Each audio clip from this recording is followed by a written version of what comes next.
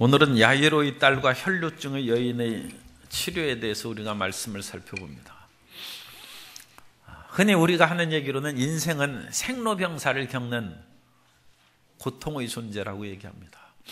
나는 것도 괴로운 것이고 늙고 병들고 죽는 것이 고통스러운 것입니다.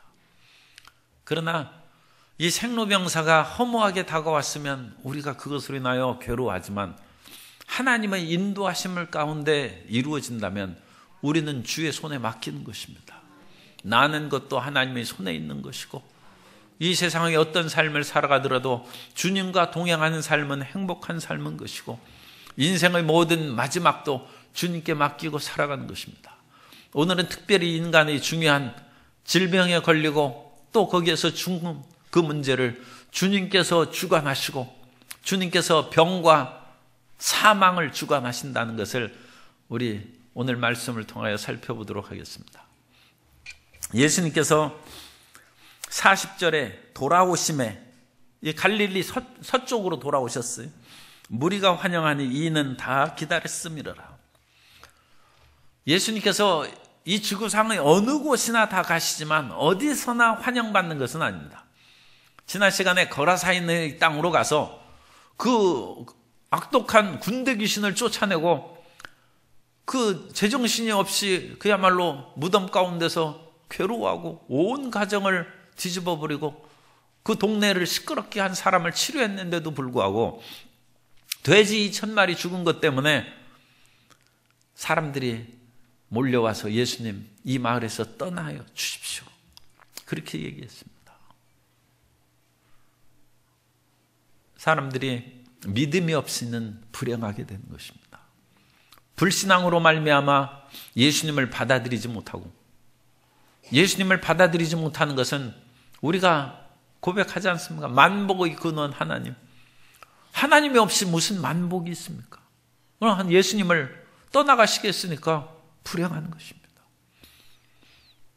그런데 예수님을 믿고 그래도 유대인이 좀 나은 것이죠. 그래서 유대인들은 예수님이 어디 왜 딴 마을로 가시고 대가볼리 뭐하러 헬라인의 마을로 가십니까? 그러면서 예수님을 환영하고 예수님을 간절히 기다리고 있었습니다. 그래서 이 유대인들이 비록 구약 성경을 통해서 온전하게 하나님을 믿지는 못했지만 하나님을 알지 못하는 사람들보다는 그래도 훨씬 나은 것이죠. 예수님을 환영한 자는 복이 있습니다. 예수님을 모셔드리는 자가 행복한 것입니다. 그래서 그 분들이 이제 다 문제가 있고 치료함을 받으려고 하는데 그 가운데 야이로라는 그런 회당장이 있었어요. 그런데 그 딸이 지금 죽어가고 있어요. 그래서 어찌나 간절하게 예수님을 청원하고 기도하는지 예수의 발 아래에 엎드려. 유대교의 회당장은 그래도 상당한 권위가 있습니다. 그런데 그 예수님 앞에 발 아래에 엎드려 자기 죽어가는 딸을 살려달라고 하는 것입니다. 이 딸은 12살 된 외딸이라고 했어요. 외동딸이고 또 12살이 되어서 12살이면 그 당시 시집 갈 수도 있는 나이입니다.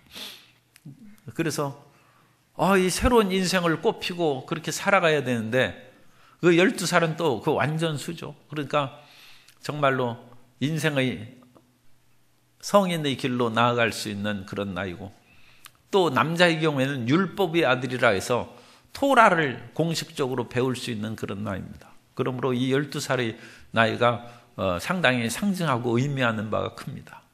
이제 공식적으로 하나님을 믿고 자기 인생의 질문을 주님의 도우심을 받아서 헤쳐나갈 수 있는 그 나이인데 그것을 짐지지 못하고 지금 죽어가고 있다는 것입니다. 우리 인생이 살아갈 수 있는 능력을 하나님께서 주시고 우리를 이 땅에 나게 하신 줄 믿습니다. 그런데 적지 않은 사람이 그 인생의 무게를 짊어지지 못하고 비틀거리고 쓰러지고 죽어가고 있다는 것입니다. 그러나 그 사람을 예수님께서 살려주십니다. 그래서 이 외딸을 살려달라고 간구하는 바람에 주님께서 그래 그럼 가자 해서 가는데 또 12회를 혈루증으로 앓고 고통당하는 여인이 있었어요. 그것도 무지하게 고생했다는 것이죠. 같은 12, 3, 하늘의 숫자하고 4, 땅의 숫자를 곱했으니까 하늘과 땅을 곱한 12, 하늘과 땅을 더한 7, 3 더하기 4는 7, 3 곱하기 4는 12. 그 7과 12 그런 숫자가 이제 완전수입니다. 그러니까 고생을 이 사람도 엄청나게 한 12해 동안 혈루증이 나서 그 유출병이 있는 것이죠. 그러니까 이 부정한 것이고, 이 유출 뭔가 그 피나 고름 같은 것이 새어나오는 병은 남녀를 불문하고 부정한 사람이다. 그래서 성경에 레위기 15장 2절에 있는 그런 그 말씀이 있습니다. 이스라엘 자손에게 말하여 이르라. 누구든지 그의 몸에 유출병이 있으면 그 유출병으로 말미암아 부정한 자라. 그의 유출병으로 말미암아 부정함이 이러하니 곧 그의 몸에서 흘러나오든지 그의 몸에서 흘러나오는 것이 막혔든지 부정한즉 유출병이 있는 자가 눕는 침상은 다 부정하고 그가 앉았던 자리도 부정하니. 그런데 여기 이 단어는 그 남성형으로 되어 있어요. 그러니까 이것은 남자 유출병에 대한 얘기입니다. 그래서 남녀를 불문하고 유출병이 있는 것은 부정한데, 남자의 경우니까 이것은 무슨 종기나 고름이 많이 나오고, 또 막혔던지 그 말을 그 남자니까 이해할 수 있어요. 그 몸에서 흘러나오는 것이, 그러니까 고름 같은 것이 지금 현재 진행 중으로 흘러나오든지 아니면 흘러나오지 않는 그런 지금 상황일지라도 그런 것들은 다 부정하다. 그러니까 이 12해 동안 이런 유출병이, 혈루증이 있어서 그 고통을 당하니까 이 사람들을 가까이 할 수 없죠. 더군다나 결혼을 했으면 그것은 부정하니까 같이 이제 결혼 생활을 할 수도 없어요. 그리고 이 기록이 누가복음, 마태복음, 마가복음에서 나오는데, 거기에서 보면 자기의 가져 있는 많은 의원을 찾아다니고 가진 돈을 다 썼다고 했어요. 그러니까 이미 돈도 없어요. 돈도 없는, 가산도 탕진하고 가족이 있어도 다 이제 살지 못하는 그런 생활을 하고, 더군다나 이 병으로 말미암아 12년 동안, 오랜 세월이죠. 오랜 세월 동안 그렇게 몸부림쳐 살아왔으니까 심신이 다 병들, 마음도 병들고 외로움에 병들고 물질적인 어려움에도 빠지고 몸은 아프고, 그런데도 불구하고 이 여인이 예수님을 찾아 나옵니다. 보통 사람은 이렇게 하면 그냥 토굴 같은 데 들어가가지고 내 살아서 못하고 우울증 걸리고 집안에도 나오지 않고 방 안에 이제 들어앉아서 죽어가는 것만 기다리는데, 그래가지고는 안 되죠. 마지막 예수님을 찾아 나와야 됩니다. 예수님을 찾아 나와서 말씀을 붙잡아야 되고 성령의 충만함을 받아야 됩니다. 그러니까 어딜 가든지 골방에 있더라도 부르짖어 기도해야 되는 것이고, 예수님을 찾아 나오는 것은 이 당시에는 예수님이 육신으로 이 땅에 오셨으니까 찾아 나서는 것이고, 말씀을 찾아 나오는 것이고, 예배를 드려서 찾아 나오는 것이고, 혼자 기도하기 어려우니까 함께 나와서 120문도 기도단에서 함께 기도하는 것이고, 그 예수님을 찾아 나오는 거예요. 예수님을 찾아 나와야 돼요. 그런데 이 출병, 이 혈루증을 앓는 사람은 부정할 뿐만 아니라 이 여인의 혈루증은 특히 무슨 부도덕한 일이 있기 때문에 그렇다는 윤리적인 비판도 받았어요. 그러나 단순히 몸이 정결하지 못하다는 그것뿐만 아니라 무엇인가 죄가 있으니까 저런 그런 병이 걸렸지 하는 그 윤리적인 문제까지도 연관되어서 사람들 앞에서 드러나서 행하기가 상당히 어려웠습니다. 그러므로 이 여인이 뒤로 가서 예수님을 이제 옷자락에 손을 대는 그런 일을 취하는 것입니다. 그러니까 이 사람은 사회적으로도 지탄을 받는 거예요. 뭐 죄 짓는 것도 없는데 부정한 무슨 잘못을 한 것처럼 사람들이 그런 식으로 보는 거예요. 이 괴로움이 말할 수 없죠. 그런데도 이 혈루증을 앓는 여인은 아마 믿음의 자손이었던가 봐요. 믿음을 잃지 않았어요. 12해를 지났는데도 믿음이 흔들리지 않냐고 예수님께 나와서 단지 예수님의 옷자락에 손만 대어도 나을 것이다.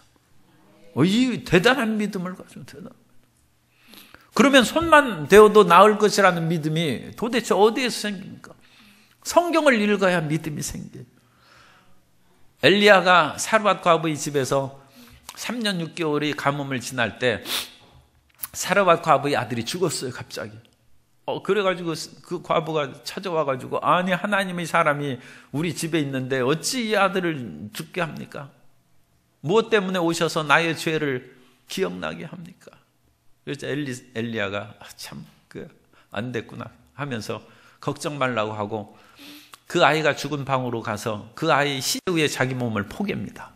그래서 엘리야의 생명이, 하나님의 생명이 그 죽은 아이에게 흘러가는 그런 상징을 하는 것이죠. 생명은 하나님께로부터 오는 것입니다. 그래가지고 그 아이가 살아났어요. 몸을 접촉함으로 살아나는 거예요. 엘리사가 사역할 때 수넴 여인이 엘리사를 극진하게 대접했는데 엘리사가 수넴 여인에게 아들이 없다는 것을 알고 아들을 낳을 것이라 해서 아들을 낳았어요. 그런데 아이가 조금 자라다가 또 갑자기 죽었어요. 그 고대 세계에는 아이들이 죽는 일이 많죠. 그래가지고 아이 그 치사율이 상당히 높습니다. 그때 엘리사도 이 죽은 아이에게 눈을 눈에 대고 입을 입에 대고 또 손에 손을 대고 그 접촉을 하는, 그 생명의 기운이 흘러가는, 그 아이가 다시 살아났어요. 예수님께서 나병 환자를 그냥 치료할 수도 있는데도 불구하고 예수님께서 나병 환자에게 손을 대시면서 내가 원하노니 깨끗함을 받으라, 그렇게 하셨습니다.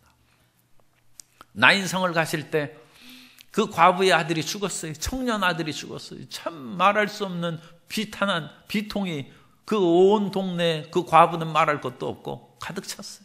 그런데 예수님께서 지나가시다가 그 과부의 비통한 것을 보시고 관을 메고 가는 사람들을 멈추라 하시고 청년의 관에 손을 대는 것은 우리나라도 그렇고 이스라엘도 부정한 것입니다. 그런데도 예수님께서 청년의 관에 손을 대시고 그들이 멈춤에 청년아 일어나라 하니까 청년이 살아났어요. 생명의 흐름입니다. 저는 미켈란젤로가 천지창조할 때 그 그림을 하나님께서 이제 아담에게 생명을 불어넣어야 되잖아요. 성경은 어떻게 됐어요? 후 입김을 불어넣음에 하나님의 그런 네샤마, 이 입김입니다. 네샤마가 들어가면 그 사람이 생명, 그 하나님의 그 기운으로 말미암아 이제 살아있는 사람이 된 거예요. 그러면 그 성경대로 미켈란젤로가 천지창조에서 아담 창조를 그리려면 어떻게 해야 돼요? 후 하고 불어야죠.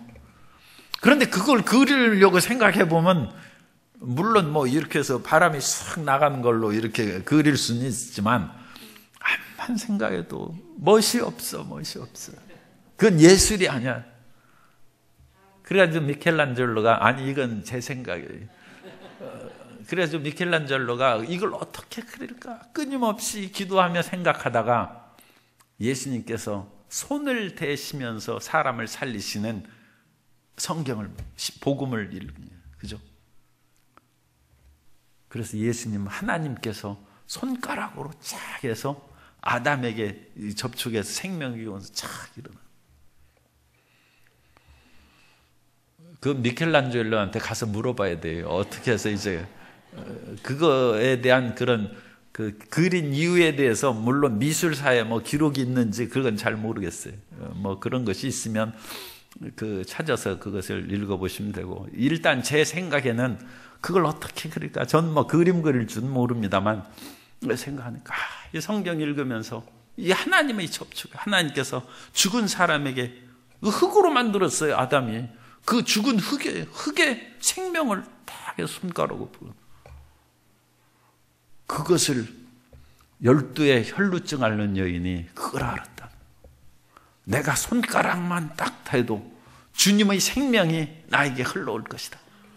그 혈루증 열리는 여인의 그 손가락은 아담의 손가락이고 하나님의 그 옷자락에서 그 손가락이 부딪힌.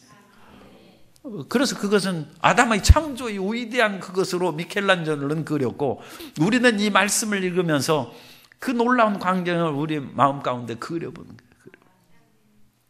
그리고 그와 같은 그림이 우리 마음 가운데 그려질 때 그 자리에 내가 들어가는 거예요. 혈루증 여인이 곧 우리가 나고 치료받을 납니다. 그래서 치료받아야 할 내가 예수님의 그런 옷자락에, 예수님의 손가락에, 하나님의 손가락에 우리가 부딪히는 거예요. 우리가 거기에서 생명이 흘러나오는 거예요. 이런 마음의 그 그림을 보려고 그 그림 속에서 기도하면 기적이 일어납니다. 그래서 우리가 무작정 주님 치료해 주십시오 그렇게만 하지 말고 이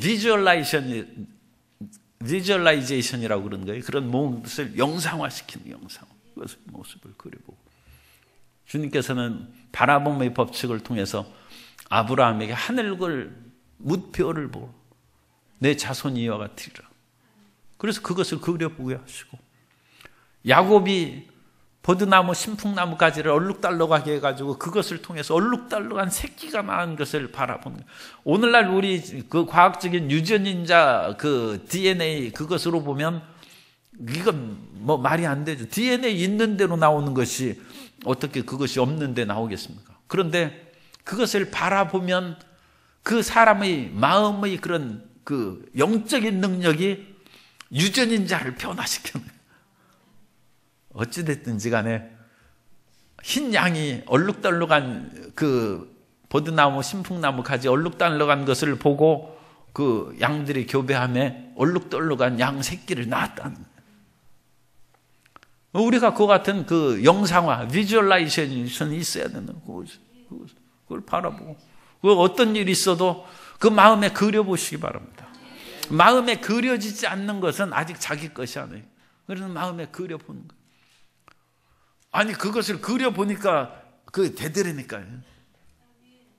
참 이 얘기는 이제 참 그 부끄러운 간증인데 어쨌든 간에 제가 집이 필요한데 아버지가 땅을 팔아서 집을 사줘야 되는데 땅 안 판다 이거예요. 내가 그려봤어. 이루어 주십시오. 그래가지고 안 그려지는데 십자가를 그려보고 주님 서울에서 이 집 사기가 쉬운 것이 아니죠. 그야말로 조그만 집이라도 사는 것이 그 새집, 대골 같은 새집에 사는 것보다 100배 나아요.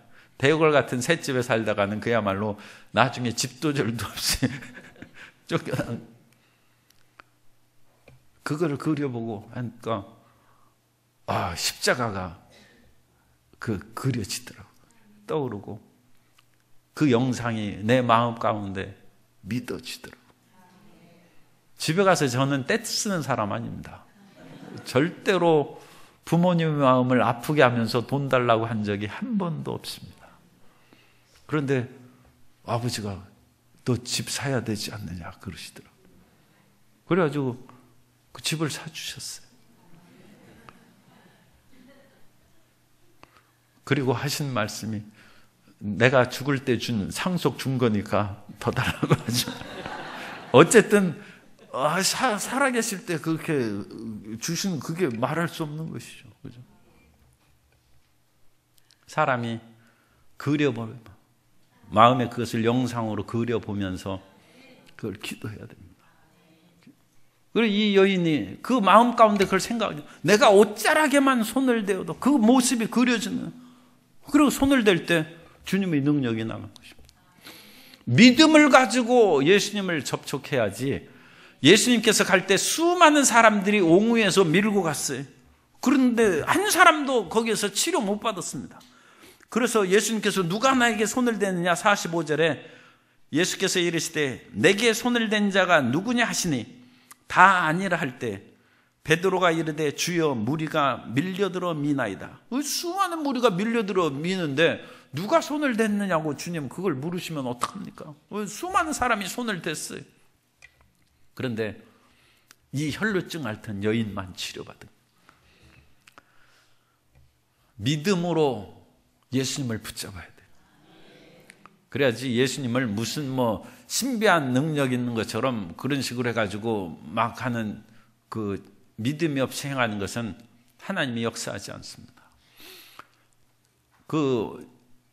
저 남쪽 어느 나라에 가면 이 배가 이렇게 분 그 우상이 있어요. 그래가지고 그 재물의 신이래요.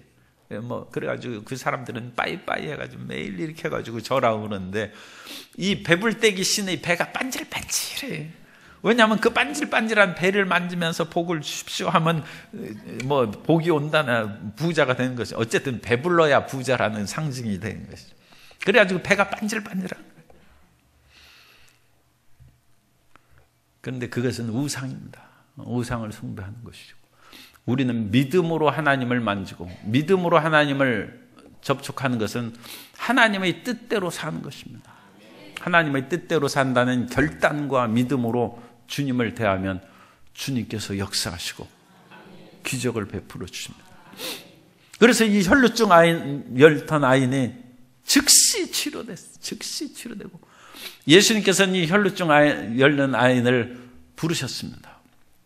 예수님께서는 어느 일은 비공개로 하시고 또 이와 같이 공개적으로 하신 일이 차이가 있습니다. 왜냐하면 이 여인은 12해 동안에 사람들에게 사회적으로 격리되고 가정적으로도 피하는 존재가 되고 수많은 의원을 찾아다니면서 치료를 받는데 못 고쳤으니까 이 사람은 안 된다고 사회적인 인식이 있는 거예요. 그 사람을 모든 사람 앞에서 치료를 선언한 것이고, 일종의 대제사장으로서 예수님께서 이 사람은 이제 정결한 사람이 되었다는 것을 천하에 공포하는 거예요. 그리고 이 사람이 몸도 치료했을 뿐만 아니라 사회적으로 복귀하는 거예요. 새 삶을 살 수 있도록 주님께서 모든 사람이 보고 이제 다 하는 거예요. 인정하는 거예요. 주님께서는 우리에게 간증하라고 하실 때는 우리의 몸을 치료하신 그 사실뿐만 아니라 그것을 통하여 우리에게 새로운 사회적, 교회적 모든 일에 대해서 회복시켜 주시기 위해서 간증하는 거예요. 간증을 꼭 해야 될 때가 있어요. 그것을 하면 전인적인 구원을 받는 거예요. 지금 이 혈루증 앓던 여인은 육체적인 치료를 받는 거예요. 그러나 사람이 육체만 병 걸리는 것이 아니라 마음도 병 걸리는 것이고, 사회적으로 사람들에게 그 폐쇄적이고 인정을 못 받으면 그건 사회적인 병이 걸리는 것이죠. 그런 여러 가지 한계가 있는데, 그런 것들을 다 치료해서 영혼육을 다 치료하는 것이 전인적인 구원인 것입니다. 그래서 이 여인은 간증을 통해서 전인적인 구원의 복을 이제 받게 하셨다. 예수님은 정말로 우리를 사랑하시고 고쳐주시되 완전하게 고쳐주십니다. 끝까지 책임지시고 살 길을 열어주신 것입니다. 그런데 그 사이에 문제가 생겼어요. 야이로의 딸이 기다리다가 그냥 숨이 넘어갔어요. 그래서 사람들이 이 사건에서 이제 웅성거리고 감격할 때 비보가 날아왔어요. 야이로의 딸이 죽었다는 거예요. 더 이상 선생님을 괴롭게 하지 말라는 거예요. 우리들은 가끔 그런 기도를 이제 많이 합니다. 하나님, 지금 도와주시지 않으면 내 생명이 끝입니다. 사업이 끝입니다. 모든 것이 이제 다 수포로 돌아갑니다. 그런데 그건 우리 생각이고, 하나님은 죽은 자를 살리시고 없는 것을 있는 것 같이 부르시는 하나님이십니다. 사람은 시간을 되돌려 놓을 수 없어도 하나님은 시간의 주인이십니다. 하나님이 만물의 주인이심과 같이 시간도 하나님께서 창조하신 것입니다. 태초에 하나님이 천지를 창조하실 때 시간이 창조되었습니다. 이 시간은 저절로 있는 것이 아니라 시간이 창조된 거예요. 그래서 시간을 창조하신 그 예수님은 알파와 오메가입니다. 시간의 처음이 있고 시간의 끝이 있다는 거예요. 그래서 이 종말이 있는 거예요. 그러니까 시간은 무한한 것이 아니라 하나님 안에서는 시간이 없는. 그런데 하나님은 시간을 창조하셨으니까 시간의, 우리가 뭐 타임머신을 타고 돌아가는 그런 일은 없을지라도 시간을 다스리신 예수님께서 우리의 어떤 형편에도 우리의 길을 열어주시고 살려주실 수 있습니다. 그러므로 우리는 2000년 전에 죽은 예수님께서 오늘날 우리가 지은 죄까지도 용서하실 수 있는 거예요. 왜? 예수님은 시간을 초월하여 계신 분이기 때문에 현대인의 죄도 용서가 받는 거예요. 그 당시 죽었던 예수님 이전에 있는 사람하고 예수님 당시에 있는 사람들은 내가 너희 죄를 위하여 피를 흘리노라, 이해가 되죠. 그런데 아직 나지도 않은 사람인데 21세기에 사는 우리들은 태어나지도 않았는데 우리의 죄가 어떻게 사함을 받겠습니까? 그러나 예수님은 시간 위에 계신 분이기 때문에 우리의 죄까지 이미 십자가에서 다 사함을 받고 용서를 받은 줄 믿습니다. 그러니까 야이로의 딸이 죽어도 문제될 것이 없어요. 그런데 사람들은 이미 끝났다고 생각합니다. 그런데 예수님께서는 두려워 말고 50절 예수께서 들으시고 이르시되 두려워하지 말고 믿기만 하라. 그리하면 딸이 구원을 얻으리라. 그래서 어떤 일이 있어도 우리가 흔들리지 말고 믿음을 가져야 됩니다. 그래서 끝까지 믿음으로 나아가야 되는데 51절에 보면 그 집에 이르러 베드로와 요한과 야고보 세 제자들을 데리고 이 죽은 아이 그 방에 이제 들어간 것이죠. 아이 부모도 이제 물론 따라갔습니다만 이 세 명의 제자들을 특별히 다른 제자들도 있죠. 12제자도 있고 다른 많은 제자들이 있습니다만 데리고 간 것은 이 제자들에게 특별한 믿음을 더 견고하게 해 주시기 위해서. 이 베드로와 요한과 야고보도 이 딸이 죽었다는 소식을 들었지 않습니까? 똑같이 들었어요. 그리고 사람들이 불신앙과 혼란으로 막 통곡하고 어지러운 그 모습을 봅니다. 베드로가 틀림없이 죽었겠거나 그렇게 이제 생각하죠. 그런데 예수님께서는 이제 잠시 죽은 것이 아니라 이 아이가 찬다. 그러니까 내가 깨우는 식으로 주님께서 가볍게 말씀하시는, 이거 문제가 되지 않는다 말씀하시는, 이 두 가지 사이에서 갈등을 일으킨 것입니다. 믿기만 하면 정말로 내가 살아날 수 있을까? 믿기만 하면 사업이 회복될 수 있을까? 믿기만 하면 질병이 고침을 받을 수 있을까? 그런 것이 한편에 있고, 또 한편으로는 육신의 질병이 이와 같이 큰 병인데 어찌 낫겠는가? 약으로 낫겠느냐? 수술해서 낫겠느냐? 어찌 큰 일이 해결될 수 있겠는가? 마음의 비탄과 절명의 두 갈림길에 우리가 서 있는, 그런 갈림길에서 주님께서는 그냥 이 야이로의 딸을 고쳐주시고 나오실 수도 있습니다만 베드로와 요한과 야고보는 믿음을 성장시키고 교회의 지도자로서 더 굳건한 수대자로 세우시기 위해서 체험하게 하십니다. 그래서 베드로와 요한과 야고보를 데리고 가셔서 이 야이로의 딸을 살립니다. 야이로의 딸을 살릴 때 이제 거기에서 이 용어의 그 모습이 전에는 뭐 헬라어가 안 나왔는데 이것을 다 글자판을 이제 만들었나 봐요. 그래서 보면 말씀으로 산 자와 죽은 자의 세계를 다스리시는 예수님 하고 아이야 일어나라, 파이스 에게일에, 그래서 파이스는 아이란 뜻이에요. 에게일에 일어나라, 아이야 일어나라, 그렇게 했는데 이 파이스 에게일이라는 그 단어가 예수님 사용하는 언어는 아니고 이건 헬라어로 번역한 것이고 예수님께서 한 용어는 달리다굼입니다. 달리다. 그건 아람어예요. 예수님께 당시에 사용하던 그 말이 아람어입니다. 그리고 달리다굼. 달리다라는 것은 일어나라는 뜻이고, 아니 그 소녀야라는 뜻이고, 쿰은 일어나라는 뜻이고, 그 달리다 소녀야 쿰 일어나라. 그래가지고 예수님께서 손을 잡아 일으키신 거예요. 그래서 손을 딱 잡고 이 죽은 아이에게 딱 잡으니까 그 아이가 생기를 해서 딱 일어난 거예요. 그게 천지창조 그 그림이라니까요.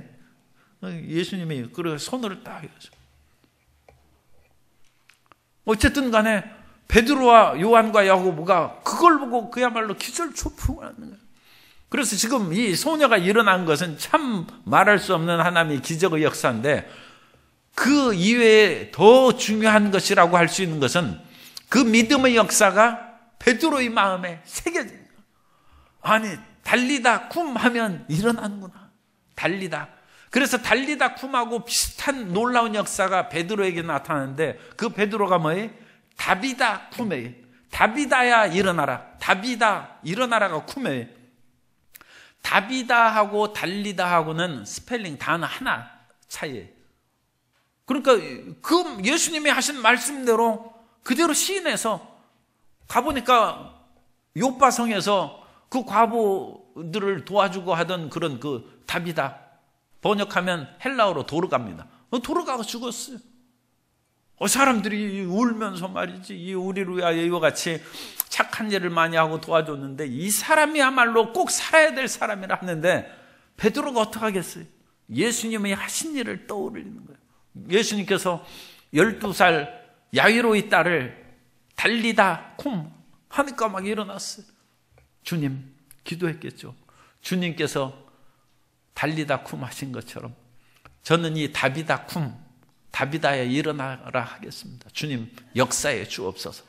그래서 다비다 쿰 하니까 다비다가 살아났어요. 우리가 말씀을 듣고 이와 같은 체험을 통하여 믿음이 생깁니다. 조인규 목사님이 그 사람들을 그렇게 치료하고 구원을 일으키는 것을 보고 그 제자들이 사람들을 치료하고 제가 신유를 선포하고 그런 거예요. 그것을 보고 선포하는 거예요. 하나님이 그러니까 역사하시는 것입니다. 이 말씀을 읽으면서 그대로 믿은 사람이라고 거기 유인물에 있습니다. 영국의 스미스 위글스워스라는 그런 사람이 있는데 이 스미스 위글스워스는 그 20세기 전반기에 활동하던 부흥사입니다. 이 사람은 아주 가난한 그런 그 사람이었어요. 그래가지고 어릴 때부터 배관공으로 그렇게 해서 이 파이프 고치고 그런 것을 하면서 하루에 12시간씩 일하면서 겨우 입에 풀칠하면서 살아갔는데 하나님께서 참 이 사람을 사랑하셔서 좋은 아내를 만나게 해주셨어요. 그래가지고 그 아내가 이 가난한 그야말로 일자무식인 배관공에 누가 시집 오겠어요. 그런데 또 그렇게 또 어려운 사람이 또 시집 오게 돼 있는 것이죠. 그런데 그 아내는 글자를 알아요. 그래서 그 아내가 성경을 가르쳤어요. 글자를 가르쳤어요. 그래서 이 위글스워스가 처음 성경을 이제 읽는 거예요. 아내의 도움으로. 그 읽으면서 성경을, 그러니까 사람이 너무 유식해도 믿음이 안 생겨요. 그런데 이 처음 글자를 배우면서 성경을 읽으니까 다 믿는 거예요. 그래가지고 이 말씀을 그대로 믿어서 성경에 있는 대로 그와 같이 시행하는 거예요. 아픈 사람에게 손을 얹어주고 나으라고 치료하고, 죽은 사람을 보면 특히 이제 달리다굼이죠. 죽은 사람을 보면 입관 예배 안 드려요. 가서 일어나라고 하지 입관 예배 안 드려요. 그러니까 참 그거 얘기하기는 어렵죠. 그 주의종 불러서 우리 지금 부모님이 돌아가셨는데 살려주십시오. 그렇게 이제 효자가 얘기해야 되는데 입관 예배 드려달라고. 그러나 우리는 이해해야죠, 다. 그래가지고 위글스워스는 입관 예배를 안 드려요. 가서 외치는 것입니다. 달리다 쿰, 다비다 쿰, 이 사람아 일어나라. 그래가지고 20명이나 살아났어요. 20명. 그래가지고 이분이 20명이나 죽었던 사람을 살려냈어요. 그런데 이제 문제가 생겼어요. 그 아내가 이제 돌아가시는데 아내 보고 죽지 말라고 예수 이름으로 일어나라고 그러니까 아내가 못 죽는 거예요. 그래가지고 너무 괴로우니까 그 아내가 얘기했어요. 스미스, 자기 남편 이름을 부르는 것이죠. 예수님께서 나를 부르신다. 더 이상 나 부르지 말고 일어나지 말라. 그렇게 얘기하지 말아라. 주님께서 나를 부르심으로 나는 육체를 벗어서 예수님께 가야 된다. 그러니까 이 스미스가 눈물을 머금고 예수님이 당신을 데려가신다는데 내가 못 가게 어찌 막을 수 있겠느냐. 그래서 그냥 놔둬서 그 아내가 겨우 천국 간 거예요. 그렇지 않으면 그 남편이 죽지 말라고 외치고 그러는데 다비다 쿰 이러는데 이거 죽을 수가 없는 거예요. 그리고 주님께서도 남편의 사랑을 인정하시니까 차마 그 남편 뿌리치고 그렇게 데려가시겠어요.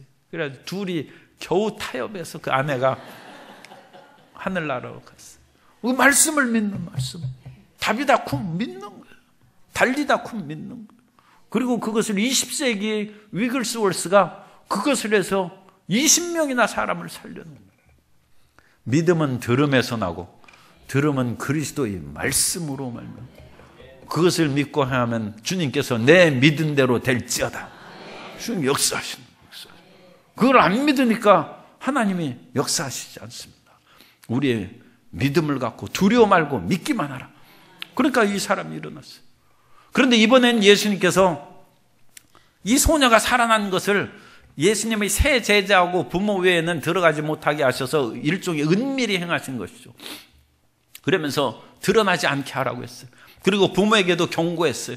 그거 알리고 그러지 말라고. 왜냐하면 사람들이 이런 외적인 것으로 인해서 믿음을 가져야 되는데 그냥 허황되게 잘못 예수님을 따르는 일이 있다는 것입니다. 그런 얘기가 오병이어에서 기적 이야기에서 요한복음에 나오죠. 요한복음 6장에는 오병이어의 내용이 나오는데 수많은 사람이 예수님이 하나님의 아들이라는 표적으로 오병이어를 대한 것이 아니라 먹고 배부르니까 빵 달라고 예수님을 쫓아왔다. 예수님께서는 빵은 너희가 일하고 농사지어서 먹어야지 그렇게 게으르게 생각하고 하늘에서 빵 떨어지기만 기다려서는 안 된다. 그러니까 그것의 문제를 육체의 썩어질 양식을 위해서 일하지 말고 영생하는 것을 위해서 일하라고 주님께서 그들에게 깨우쳐 주셨어요. 그랬더니 그 사람들이 아니 빵 달라고 했는데 빵을 안 주니까 수많은 사람이 물러갔다고 성경이.